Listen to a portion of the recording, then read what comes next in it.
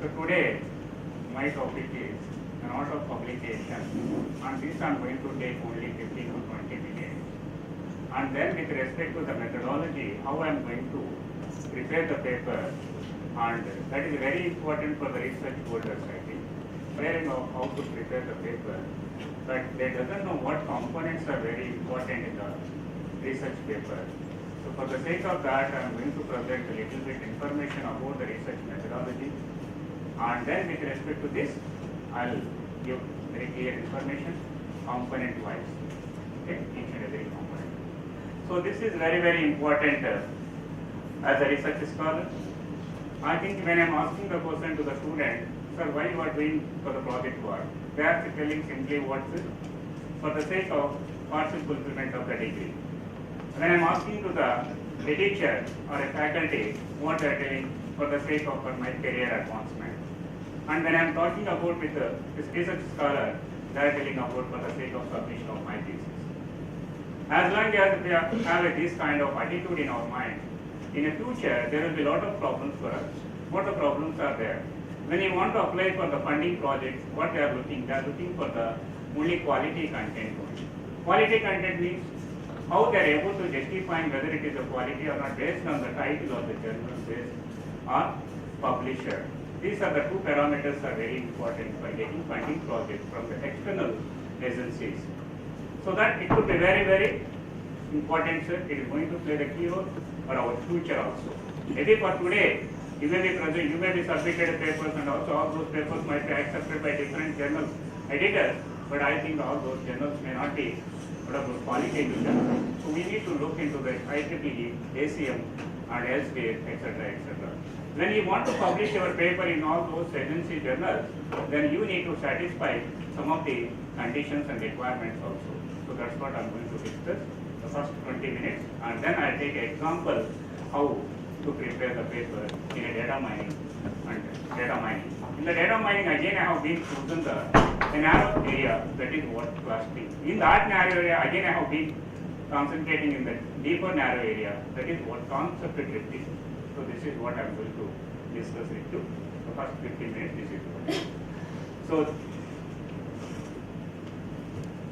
So in this, I think what we are going to discuss today's session is, there are divided into three components. One is the importance of paper, and other one, sorry.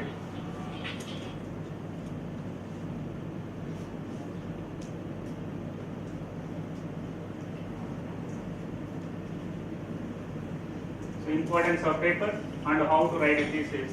For the writing of thesis also we require some of the skill sets, because we need to project in effective and efficient way.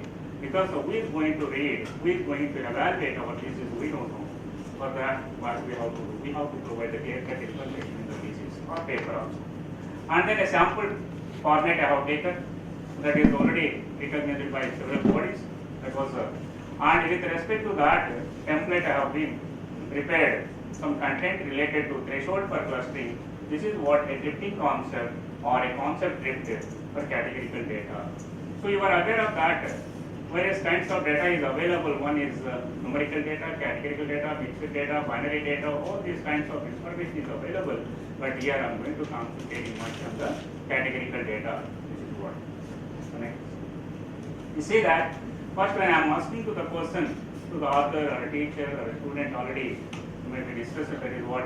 When planning to write any paper or a thesis, the first question that must be asked is the study of sufficient interest to the profession that it warrants writing a paper or thesis. So what we need to think, whether we have a sufficient information or not. So most of the researchers are thinking, I don't have the information how to start the writing of a paper. When we have a small idea, immediately start the writing process. So that means I am going to give the priority to the writing only what about 70% idea might be having. That is what 30% only. When we have a 30% information in your mind, then you start the writing of a paper, then automatically you get the 70%, you can achieve the 70%. So that is what my suggestion. See, when I am asking to the faculty, you see that why am I writing paper? The honest answer is you see that maybe that a paper or a thesis required for reasons to do with the career advancement. For the sake of next position. When I am asking to the student, then what is telling is see that partial fulfillment of a degree. So this I think first we need to remove from our mind. then only. I think recently the UGC also, MHRD has been introduced one. What about a scheme, that is what RUSA, Rashtriya Shiksha Abhiyan. That means what majorly they are focusing on the research aspect. When they are focusing on the research aspect means what, there are a lot of funding is available, then how to get that funding, that is very important. We know where the funding, but we don't know how to submit a proposal and how to attract it. That is very important. So once you have this skill set, then easy to attract, easy to get a funding. Because of what I did with this experiment only, I submitted proposals for 3-4 agencies. I got the funding from AICT, DST, which is also. Now I am working for the 2 projects. That is what biometrics answer. Okay. Next. So publishing paper, you see that you see. This is the critical for researchers. Why? This is a very critical, sir. I think nowadays no one is thinking about this. Oh, why is it hard? No, nothing. Simply we prepare in the certain format, can have anybody can accept it nowadays.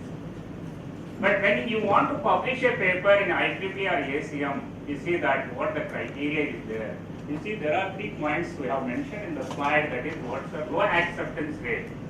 Low acceptance rate means what? Not more than 20% in IEEE. Or it could be maybe ISM also. Elsewhere might be it is 30 to 50%, I don't know. But IEEE is 20 to 30, not more than that actually. That is one of the conditions in the reputed publishers. The second point is what competing with the good papers is that when I am going to submit a paper, even we are unable to prepare at least 4-5 pages with mathematical modeling.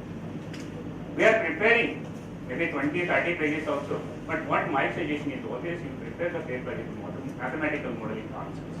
So this is very important, sir. Then only you can compare with the existing papers. How do you compare with others?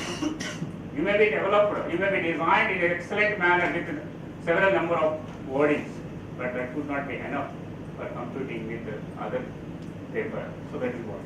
And reviewers are potential competitors. You see that before going to submit your paper, first you need to verify who is going to evaluate my paper, who is going to review my paper. That how do I know that?